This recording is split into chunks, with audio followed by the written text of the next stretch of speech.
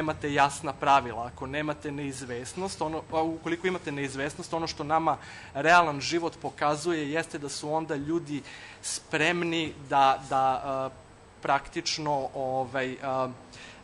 zaobilaze pravila koja uvode neizvesnost i da uspostavljaju direktne interakcije, jer će tako verovatno najbrže i najlakše i najpotpunije da zadovolje neke svoje interese i da ostvare neka svoja prava, ali ono što se javlja kao kontrapunkt, odnosno kao antipod svemu tome je da vi imate percepciju korupcije koja onda raste.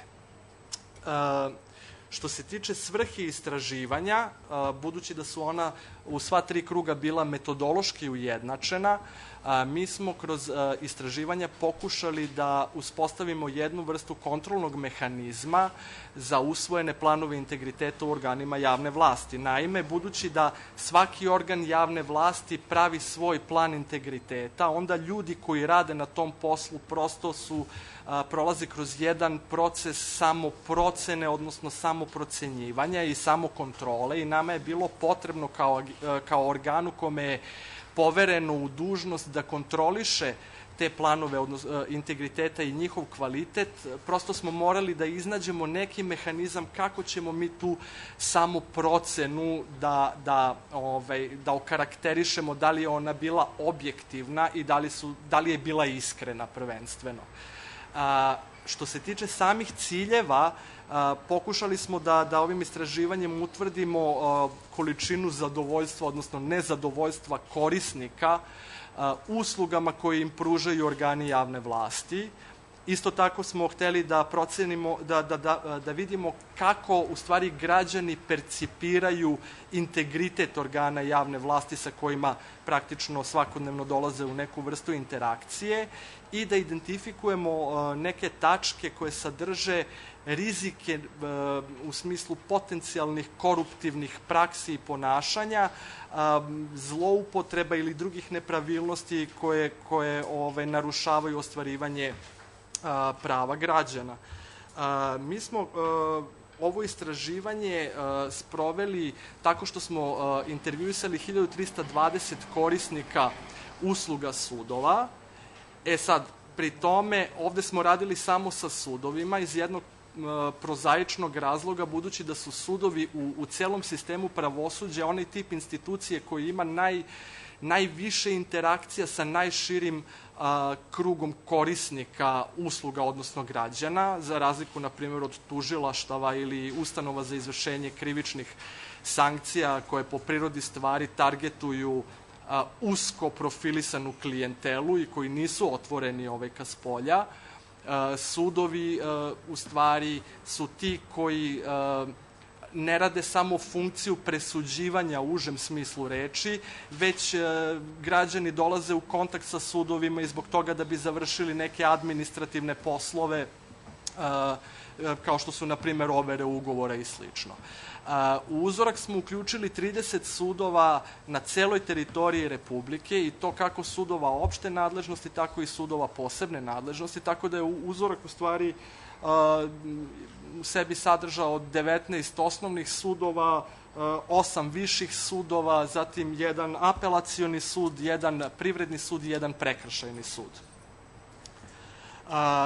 Terenski rad smo obavili u aprilu i maju i tehnika istraživačka u stvari se svela na direktno intervjuisanje ispitanika. Ovde bih samo napomenuo da se ceo upitnik, odnosno celo istraživanje može podeliti na opšti i posebni deo. Opšti deo upitnika podrazumevao je određena opšta pitanja svih kategorija ispitanika. Mi smo imali segmentiran uzorak, odnosno ispitanici su mogli da potpadaju pod jednu od 7 kategorija, odnosno imali su jedan od 7 statusa, bilo da su građani kao fizička lica, advokati, zastupnici pravnih ili fizičkih lica, svedoci i svedoci oštećeni. Prosto u ovom segmentu, u opštem delu istraživanja, svi oni su davali ocene određenim opštim pitanjima, odnosno kako oni doživljavaju odnos, odnosno njihovu interakciju sa sudom, kako je njihovo kakva je njihova opšta ocena i kako su oni upoznati sa procedurama u sudu, da li imaju poverenja u sud i slično.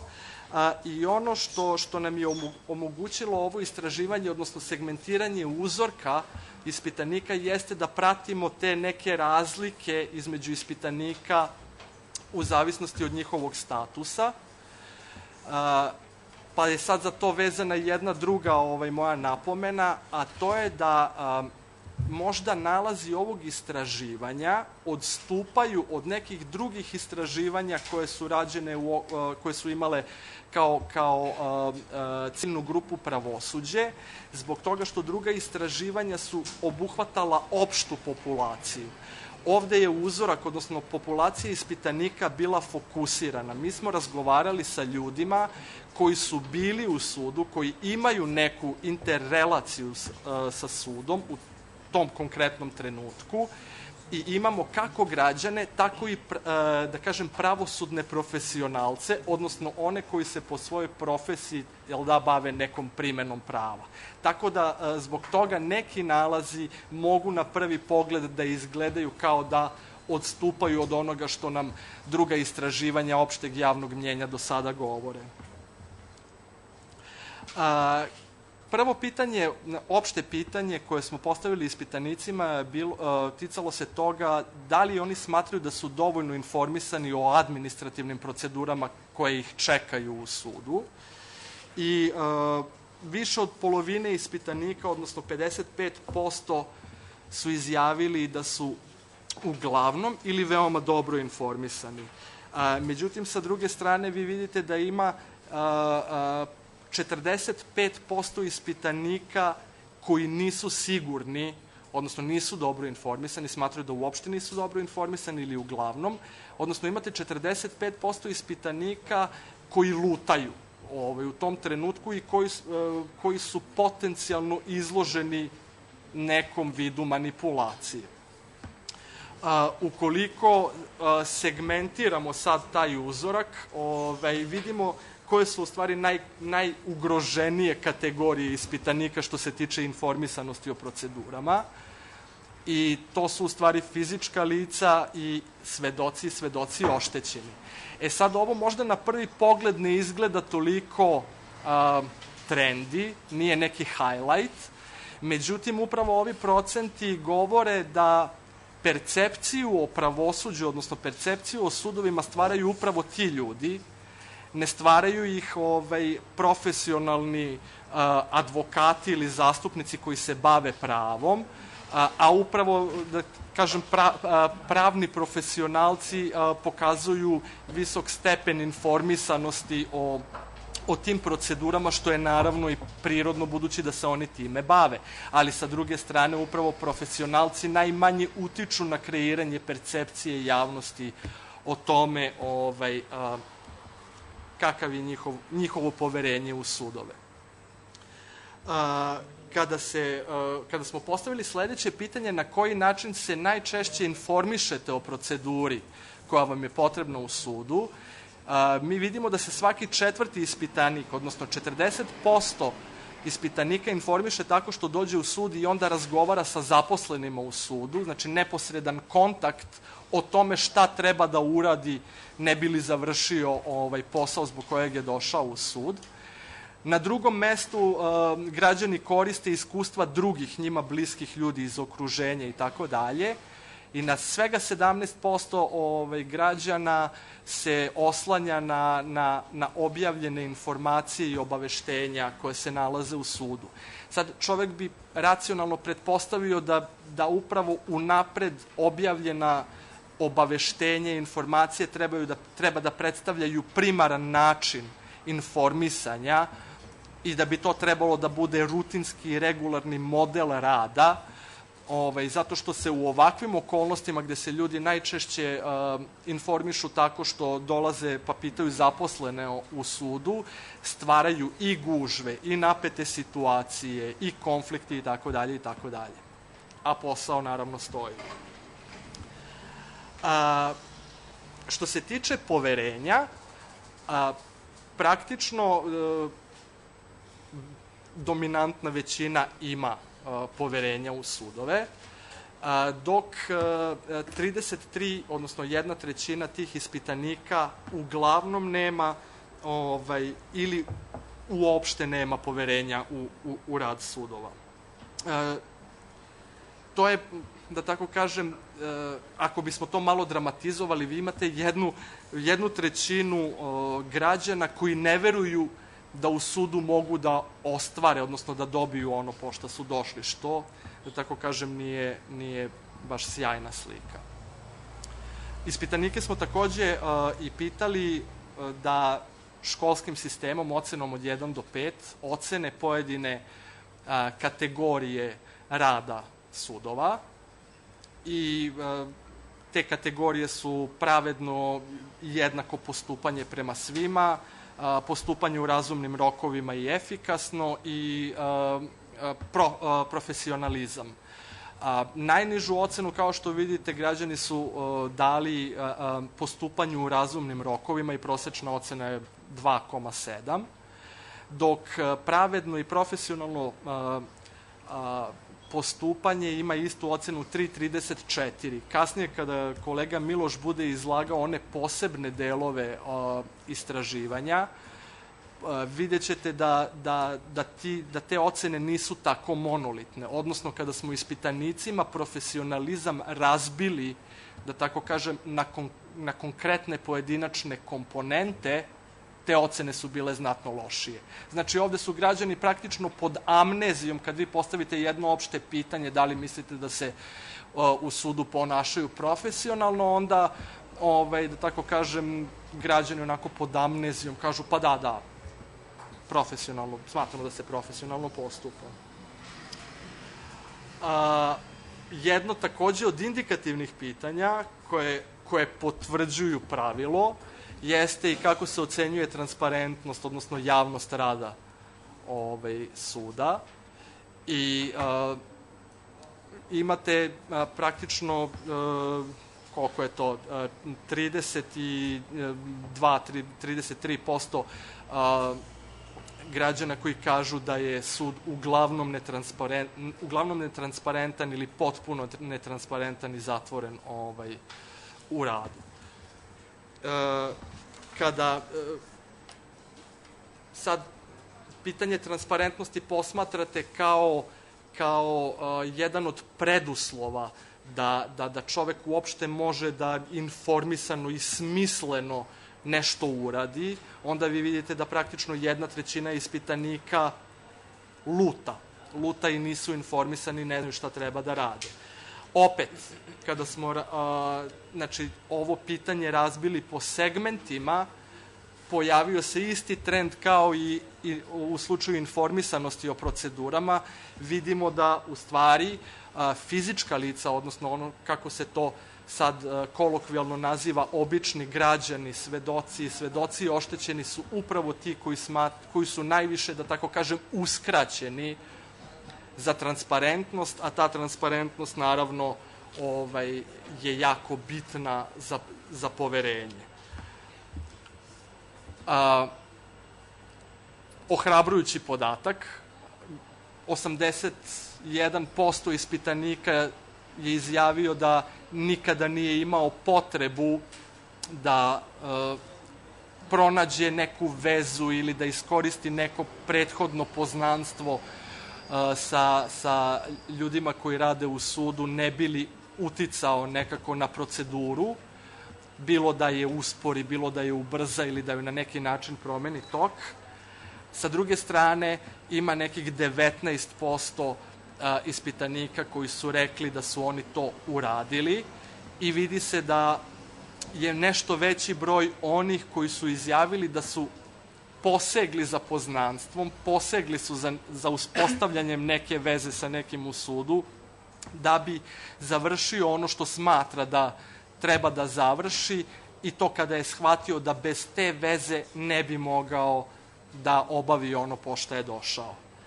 Opet, kada segmentiramo ko je najviše pribegavao, to su bili zastupnici fizičkih lica i svedoci oštećeni. Opet, da tako kažem, svedoci oštećeni iskaču tu kao obični građani i pretpostavka sad to je da advokati, odnosno profesionalci već to imaju.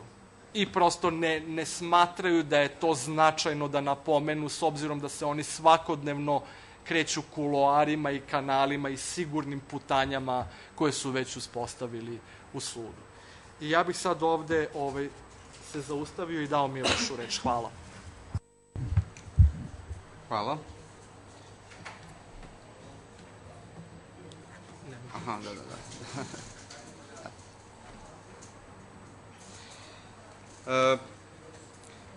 Osim opšteg dela, odnosno opštih ocena rada sudova koje su korisnici njihovih usluga nama dali kroz odgovore na upitnike, bavili smo se i istraživanjem pojedinih segmenata u sudovima različitih nivoa sudskog osoblja, kako bismo ušli na taj način u određene specifičnosti komunikacije različitih segmenata suda sa korisnicima usluga i pokušali da na tom nivou utvrdimo određene probleme. Bavili smo se u tom smislu sudskom administracijom, potom radom sudija, radom sudskih izvršitelja, privremenih zastupnika i branilaca i sudskih veštaka.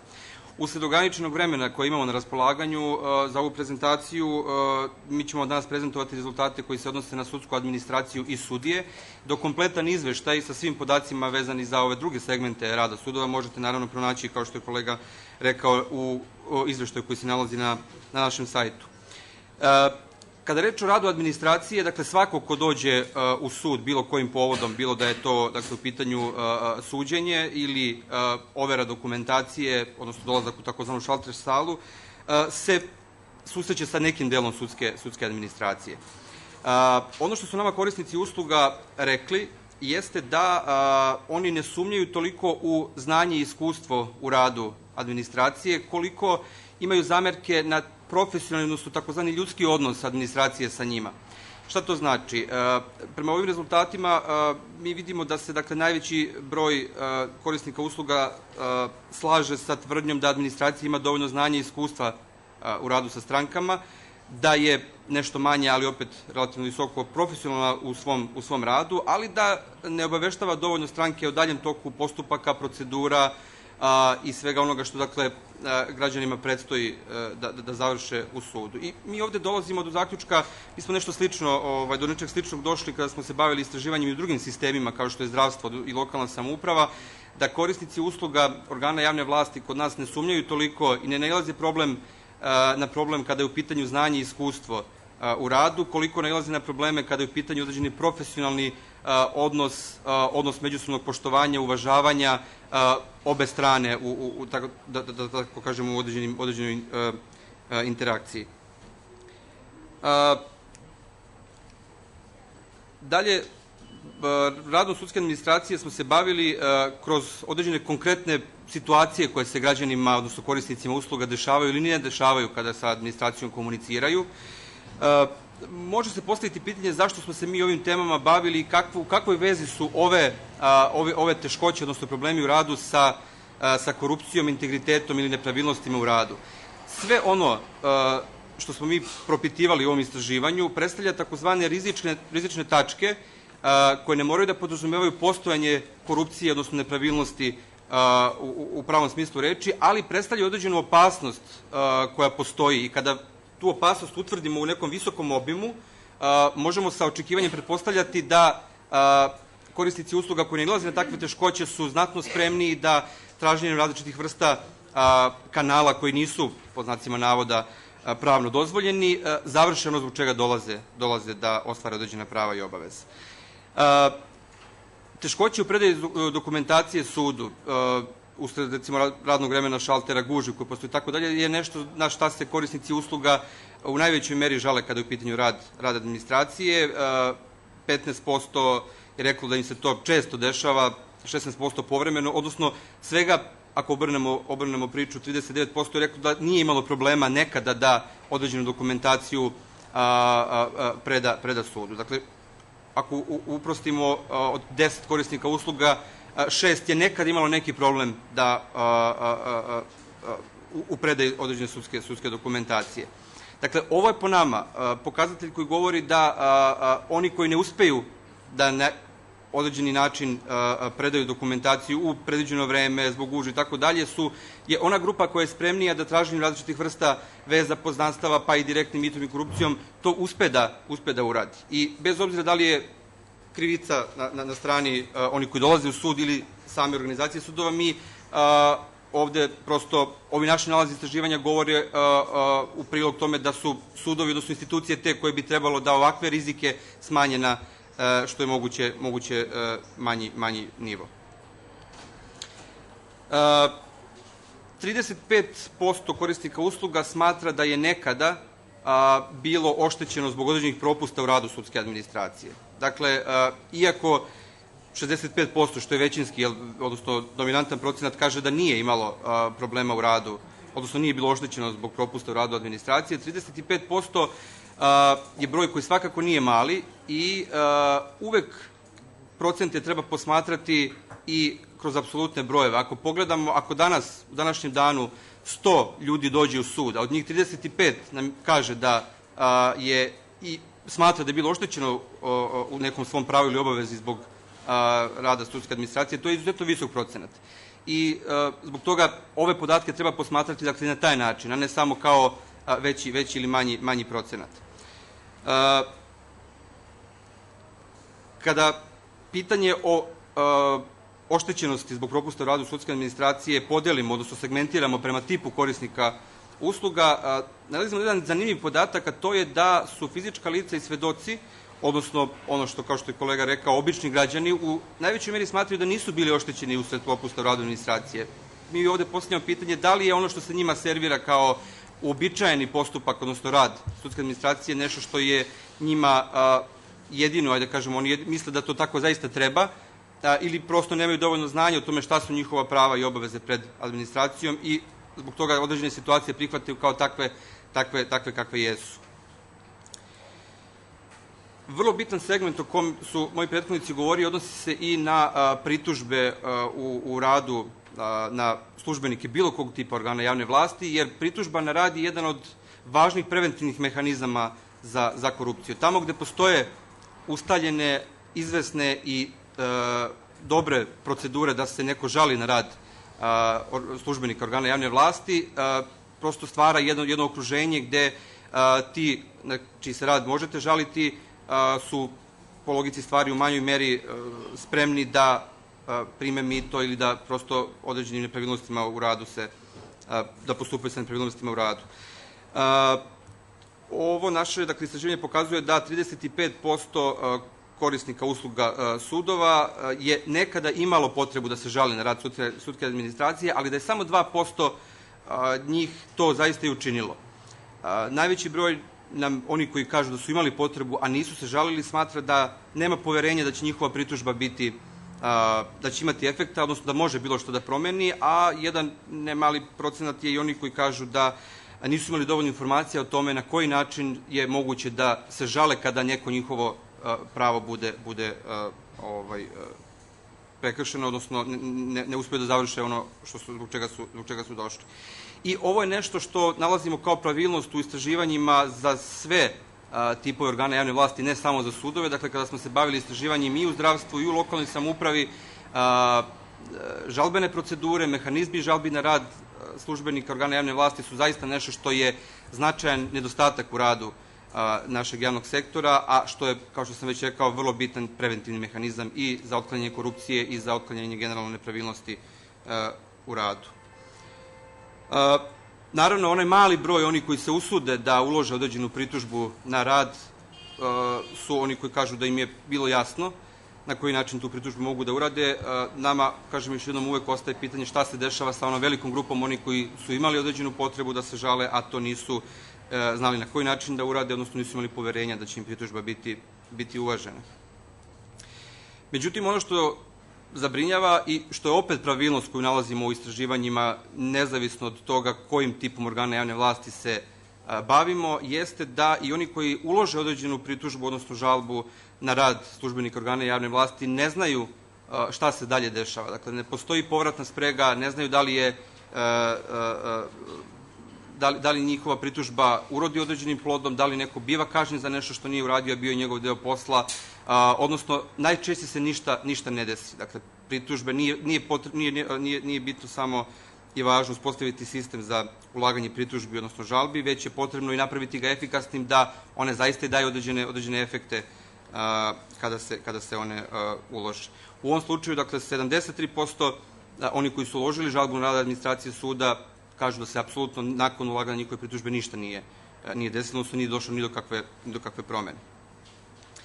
Kada je reč o oceni rada sudija, ono što je kolega Damir malo pre rekao, opšti termin profesionalizma kojim smo se bavili na jednom opštem nivou smo pokušali da razložimo i na neke konkretne oblike postupanja, dakle u ovom svakodnevnom radu, odnosno interakcije sudija sa strankama do koji dolaze u postupcima. I ono na što su nam se korisnici usluga najviše žalili kada je reč o oceni rada sudija jeste da je postupak dugo traja, odnosno da i dalje dugo traja. Dakle, 74%, dakle 2/3, odnosno 3/4 korisnika usluga smatra da im postupak dugo traje. Nakon toga više od polovine njih je izjavilo da je sudija nekada kasnije na ročište, odnosno na suđenje, i dalje, dakle, vidite procente odgovora koliko često su se određene nepravilnosti, odnosno koliko često su se određene nedostaci u radu sudija pojavljivale kada je reč o njihovom radu sa korisnicima usluga. Ovaj nalaz je očekivan jer mislim da je u našem javnom mnjenju zaista, i ne samo u javnom mnjenju, nego i generalno ocena dužine trajanja postupaka je nešto sa čim se već duže vreme bavimo kao problema. Skoro polovina, dakle, naših ispitanika, odnosno korisnika usluga je izjavilo da je nekada kao stranka u postupku bila oštećena zbog nekog propusta u radu sudije. Naravno, ovaj podatak treba tumačiti i sa određenom dozom, odnosno treba imati određene ograde u tumačenju ovih podataka. Svako ko izgubi spor, naravno da će mu sudija biti uglavnom kriv za tako nešto, ali ovaj podatak je svakako nešto što treba uzeti u obzir jer pokazuje, dakle, da skoro polovina onih koji stupaju u komunikaciju sa sudijama smatra da je makar jednom bila zbog nečega oštećena zbog određenog postupanja u radu sudije. Na pitanje da li ste nekada uložili pritužbu na rad sudija zbog nezadovoljstva njegovim njenim radom, odnosno zbog posledica koje ste usled njegovog ili njenog rada pretrpeli, dolazimo do podatka da je ovaj broj od 46, oni koji su rekli da su nekada imali potrebu da ulože određenu pritužbu na rad, da je to dosta visok procenat i, kao što možete videti, viši nego što je to slučaj u komunikaciji, interakciji sa administracijom. Ovde se naravno nismo bavili, pritužbe se odnose ne na žalbu na ishod presude, nismo se, dakle, time bavili, već smo se bavili na, dakle, različite vrste zahteva da se sudija izuzme iz postupka, da prosto se predsedniku suda ili nekim drugim instancama uloži žalba na postupanje, profesionalni odnos sudije prema strankama i, dakle, procenat od 46% oni koji kažu da su nekada imali, odnosno da su imali potrebu da ulože pritužbu na rad suda je dosta visok. Ponovo, kao i u slučaju administracije, vidimo podatak da je svega 6% oni koji smatraju da su imali nekada razlog da se žale na rad sudije to i učinilo. I ponovo imamo situaciju u kojoj oni koji su se usudili da ulože određenu pritužbu na rad sudije smatraju da se nakon njihove pritužbe ništa posebno nije desilo. Pozivam vas, dakle, da kompletan izveštaj u kom možete pronaći i ocene rada sudskih izvršitelja, sudskih veštaka, privremenih zastupnika i branilaca pogledate na našem sajtu, a sada imamo vremena da eventualno postavite neko pitanje i prokomentarišete neke od naših nalaza istraživanja, pa izvolite.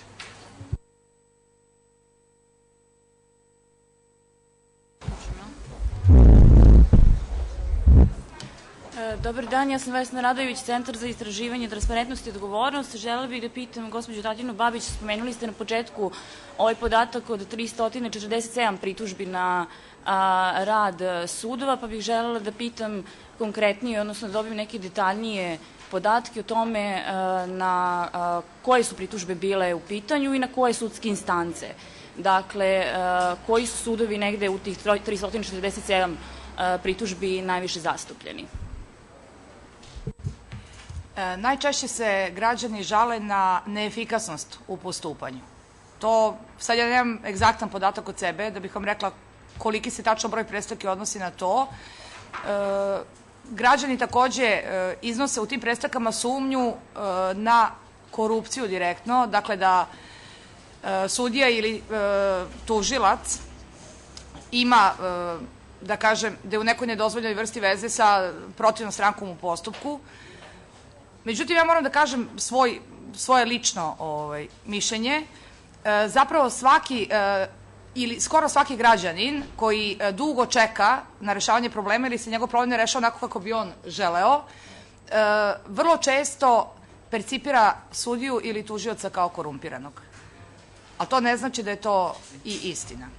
Dakle, u najvećem broju slučajeva se žale na neefikasnost u postupanju, na dugo čekanje na zakazivanje ročišta i vrlo često se žale na same sudske odluke. Dakle, na sadržinu sudskih odluka. To je ono na što agencija ne može da utiče. A na koje sudske instance se najviše žale? Osnovni kišni? Pa uglavnom su to osnovni sudovi. Sudovi redovne nadležnosti i to osnovni sudovi. Neki put bude, jer najčešće su u pitanju već slučajevi kada su građani i ulagali žalbe i tako da, kako bih vam rekla, u okviru jedne predstavke on se žali i na rad prvostepenog suda i na rad drugostepenog suda, jer najčešće je već istrpeo sva pravna sredstva pre nego što se nama obratio. A što se tiče konkretno pritužbi koji se odnose na korupciju, da li tu imate podatke koji sudovi, na koje sudove, odnosno na koje sudske instance se najviše žale i šta agencija po tom pitanju radi? Pa kažem, oni, dakle, pošto se najčešće radi o slučajima da su iscrpeli, da kažem, sva pravna sredstva, uložili su žalbu, možda je došlo i do Vrhovnog suda. Dakle, oni, kako bih rekla, percipiraju da tu postoji veza od prvostepenog suda do najviše sudske instance. I sumnjaju da postoji korupcija u čitavom tom postupku. Razumete? Dobro, hvala. Što je teško ispitati. Malo slučajeva ima, odnosno, i ne znam da li ima neki slučaj da je neko rekao da, ja sam dao mito tom i tom sudi ili tom i tom tužiocu. Nego prosto izvode zaključke iz tih podataka koliko postupak dugo traje, zato što se njima čini da to bi trebalo da bude rešeno na drugi način. To je najčešće u pitanju. Molim? Da, prva je uprava po broju predstavki.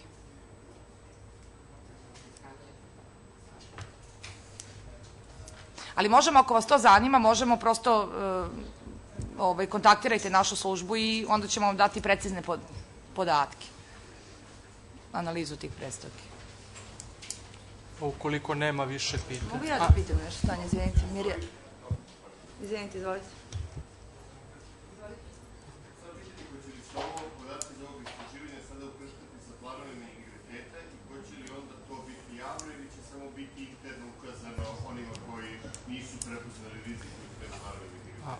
Ukratko da, pošto će i ovo da uđe u metodologiju za, da tako kažem, kontrolu kvaliteta, planova integriteta, a onda će biti pisani izveštaji o tome koji će biti, naravno, dostupni javnosti.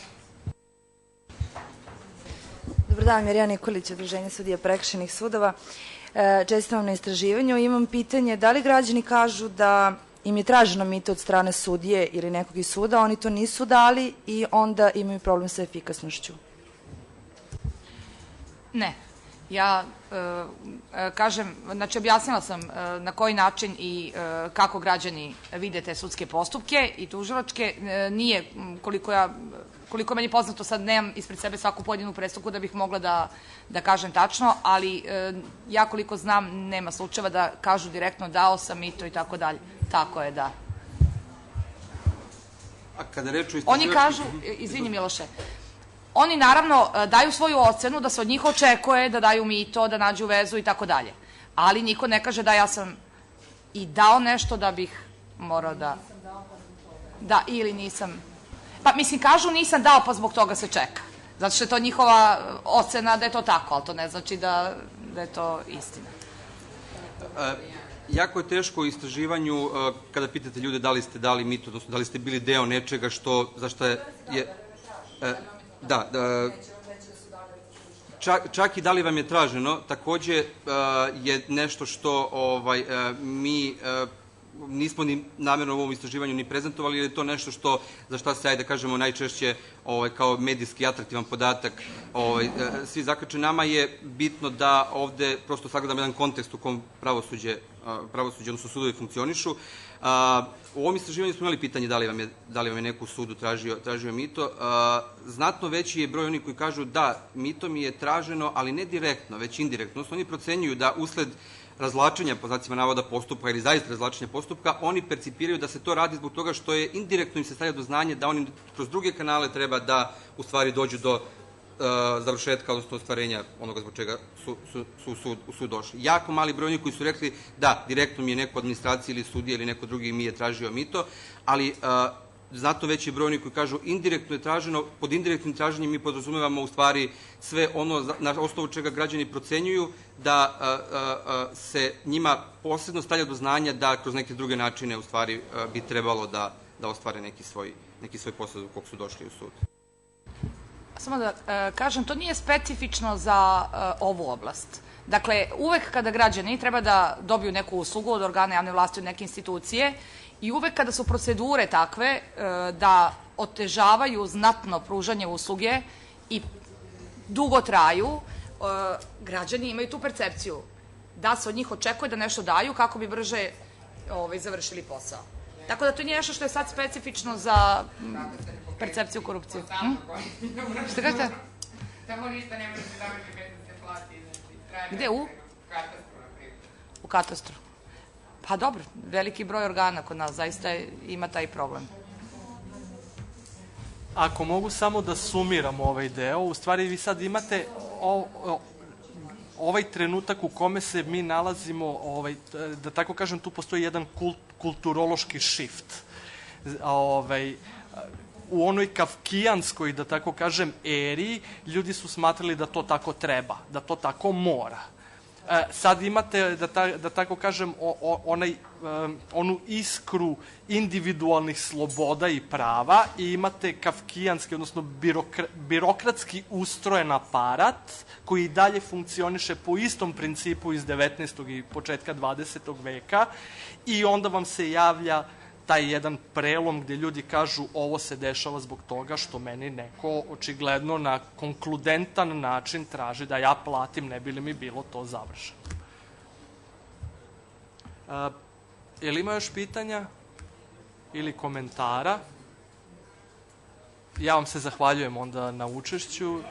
Vidimo se sledećom prilikom.